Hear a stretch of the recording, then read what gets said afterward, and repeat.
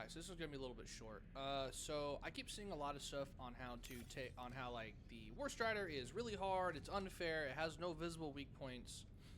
But I don't understand it, right? So if you look at the War Strider, you have the legs, you have the crotch plate, and you have the top with the arms, and on the back you can't see it, but you have the grenade launchers, right? Kind of like how the rocket demonstrators. You see how they have the back shoulder pods? It's the same thing on him.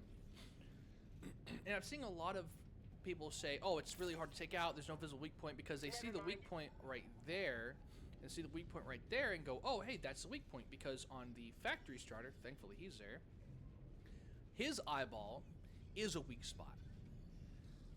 And so, but I also see people using, they'll be using weapons like the Deadeye, they'll be using, God forbid, they use the Talon, or they're using other weapons that are heavy pen, and they'll just spray the whole body. The best way to take this thing out is to use anti-tank. Anti-tank would be the recoilless, the expendable anti-tanks, I hear them over there, the spear, the wasp, kind of. I don't recommend the wasp. The railgun is also considered anti-tank. Do not recommend that either.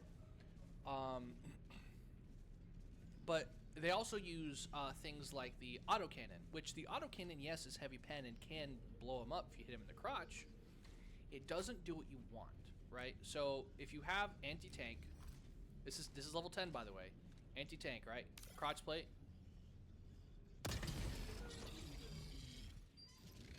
Pops him like a... It pops them like a cork. I need to move. But yeah, so it pops them. It pops them like a cork, right? So they instantly blow up, and then they die.